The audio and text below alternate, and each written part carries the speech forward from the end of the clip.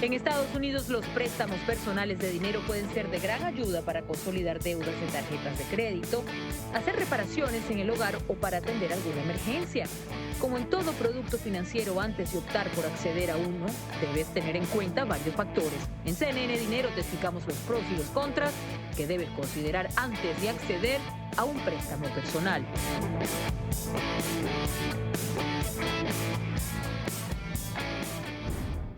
Y vamos a conocer más sobre este tema. Para ello saludamos a Paulina Medina, profesora de finanzas de la Universidad de Houston.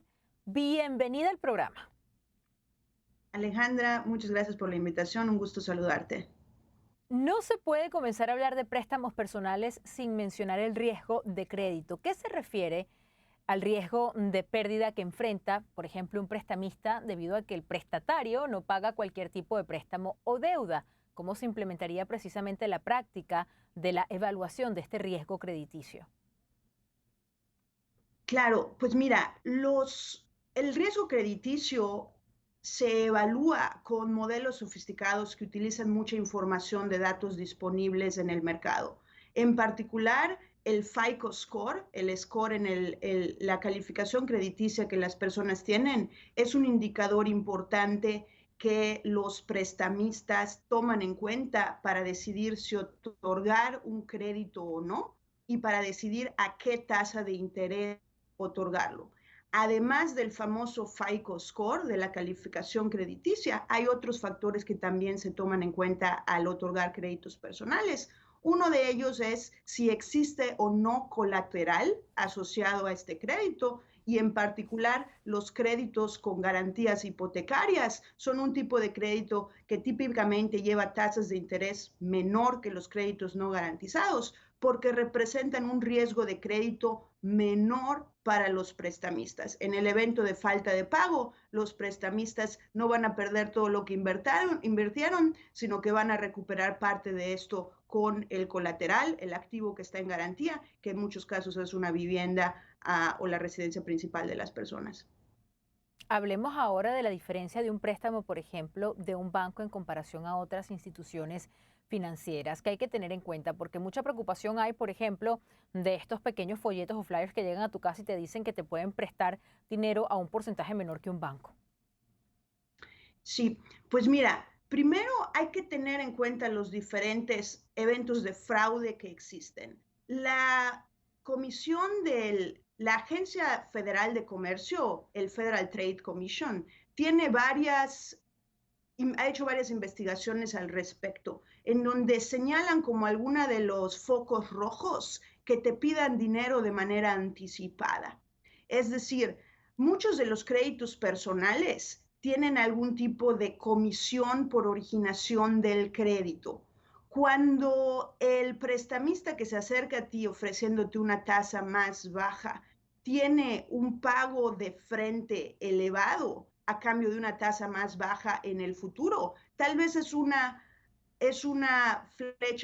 señal de alarma que tal vez vale la pena tomar en cuenta, sobre todo si se trata de instituciones que son menos conocidas, que pueden estar dando ofertas que parecen demasiado buenas para ser verdad. ¿Qué factores se toman en consideración para prestar una suma de dinero, sea por ejemplo la de un banco o de otra institución financiera? Serían principalmente la capacidad de pago y el colateral. Y en este sentido, vale la pena notar una referencia que hace John Campbell, que es un famoso economista de la Universidad de Harvard, cuando habla de las diferentes áreas de oportunidad en términos de conocimiento financiero de la propiedad en general. John Campbell habla de los incentivos de los agentes que venden productos financieros. En particular, yo creo que el caso de préstamos personales garantizados por hipotecas es algo en donde hay que tener muy en cuenta los incentivos de los agentes que están vendiendo estos créditos por lo siguiente. En el caso de un crédito garantizado, el prestamista va a recuperar su inversión aun si el acreditado no paga. ¿Cómo va a recuperar esta inversión? Tomando posesión del colateral, que como mencionaba muchas veces es la residencia principal de las personas. Dada esta situación, el prestamista va a poner mucho más énfasis en el valor del colateral que en la capacidad de pago. Esos son sus incentivos. Sin embargo, para los acreditados, la capacidad de pago es crucial porque no queremos perder nuestra casa. Entonces, es importante notar que los agentes pueden tener incentivos diferentes a los de los acreditados. En el caso de créditos personales garantizados por hipotecas, los agentes van a poner mucho énfasis en el valor de la propiedad y mucho énfasis en el valor de la propiedad y menos énfasis en la capacidad de pago. Como acreditados hay que hacer lo contrario, hay que poner más énfasis en la capacidad de pago porque definitivamente no se quiere perder esa propiedad que se utiliza como garantía. ¿Y tú recomendarías hacer un préstamo sobre el equity de la casa? Depende de las circunstancias de las personas. Sabes, algo que yo discuto con los alumnos de mis clases es que más allá de pensar si la deuda es buena o la deuda es mala, hay que pensar si el proyecto que se va a financiar con la deuda es bueno o es malo.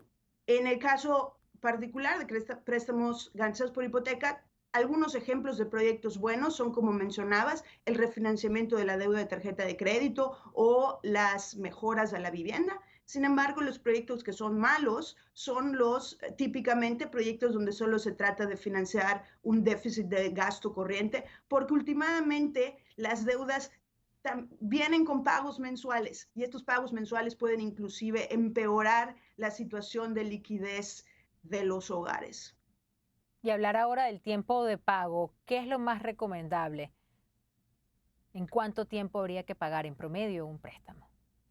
Claro, pues depende de la situación de cada hogar, pero los factores a considerar sería que cuando tenemos un plazo largo, los pagos mensuales son menores y eso puede ser muy tentador cuando hay liquidez limitada en el hogar. Sin embargo, cuando los pagos son sobre un periodo de tiempo más largo, se pagan mucho más intereses que cuando los pagos son más altos, pero por un periodo de tiempo más corto. Entonces, el costo de financiamiento agregado aumenta con el horizonte de pago, aunque los pagos sean más chiquitos. Y en ese sentido, un factor muy importante a considerar al momento de tomar cualquier tipo de préstamo es si existen o no penalizaciones por pago anticipado.